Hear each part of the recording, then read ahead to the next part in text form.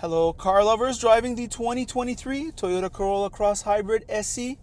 This is the base model. What to say about this vehicle? First, an overview. The Toyota Corolla Cross is a subcompact crossover designed for those making the jump from Corolla to the now familiar crossover. Cross Hybrid comes in two trims. This base model SE on your screen goes for $37,000 and the available XSE goes for about $40,000. These are Canadian prices without taxes.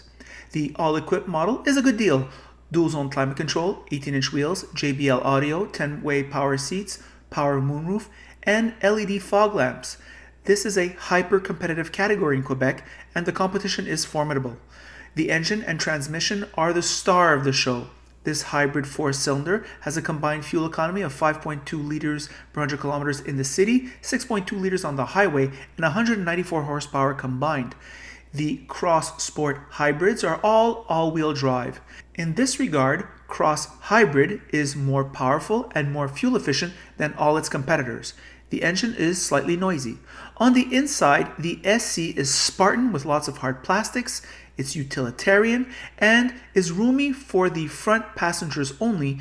Rear seat and legroom is very compromised. Trunk room is fine. In this regard, it does nothing better than the competition. And of course, the Toyota reliability reassures with this complex propulsion system, and Cross Hybrid is quiet on the highway. This base model, SE, comes with 8-inch infotainment, wireless CarPlay and Auto, heated front seats, leather steering wheel, and 17-inch wheels. So we're back. A few things to say about this vehicle in general. I'm going to give you a general perception that I have. I have no problem with cheap plastic everywhere. I have no problem with a simplistic design interior. I have no problem with an exterior styling that's somewhat bulky, somewhat awkward, certainly not sexy. I have no problem with that. As long as I get killer fuel economy, as long as I get incredible reliability, and as long as I get incredible space and convenience. It's the third one where there's a problem. That rear second row is so tight, it's not even funny. Plenty of room sitting in front, plenty of room in the trunk, but sitting behind myself, my knees are touching the seat almost. So it's kind of like, I know it's a subcompact, but I mean, Seltos does better, Taos does better, HRV does way better. I mean, all these vehicles do so much better in terms of the interior packaging. And when you look at this vehicle from the outside, it's kind of ungainly in terms of just the proportions. You would think it would translate well on the inside. It doesn't. That having been said, love this visibility, love this great greenhouse. Usually buyers of subcompact crossovers, it's usually their first one. They're coming from sedans, and they're kind of like upgrading from a compact sedan to a subcompact crossover because it's just more or less in the same price range, perhaps a little bit more expensive. So they're not used to these dimensions, so they're often like this, looking at where the corner is, looking in back. This is a very good vehicle for that. You have plenty of room, like I was saying, in front. The ergonomics is relatively simplistic, I would say. Looking for the heated steering wheel, pressed it right away. Heated seats, pressed it right away. Not dual zone climate control in this model. At this price you would think there would be, but nevertheless very good on that level. It's all very simple. The infotainment is simple enough because there aren't that many features. The driving aids are effective, so that is very nice. Very good for the daily grind, I would say. The hybrid powertrain, this is a CVT. I would say that a few things. Number one, it's very efficient. Number two, it's very powerful. Number three, it's a racket. It's an unrefined racket in its operation. So kind of weird on that level, but however, it delivers the goods, as we say. It delivers the goods. So I had plenty of passing power on the highway, quite enough. I would say it was in the good average when I was on the highway before. Very, very, very good. Other tidbits.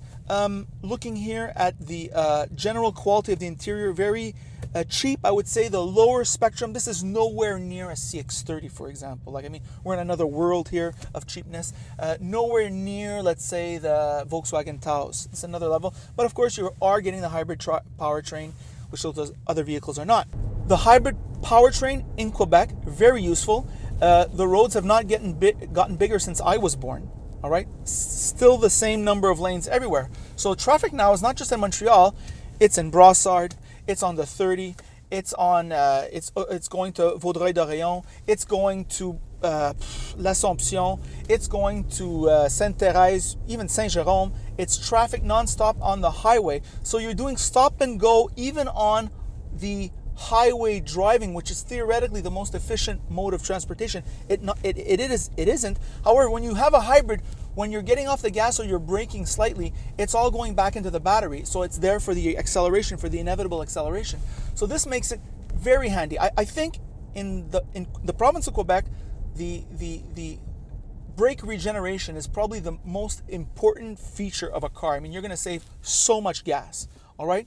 I mean, it's a feature on all electric cars, but it's also a feature on all plug-in hybrids and all hybrids. So you're getting that. What does that mean? You're getting the same fuel efficiency no matter how fast you're going or in what environment you're going. It's 5 to 6 liters per 100 kilometers. That's it. All right. I was on the highway. I'm in the city. Same thing. So very good on that level. It is expensive.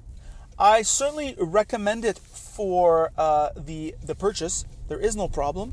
On the lease, though, especially if you're doing low mileage, there are competitors. I can think of the Taos. I can think of the HRV, which is better. And what Ross and I were saying off camera, we came up to the same conclusion.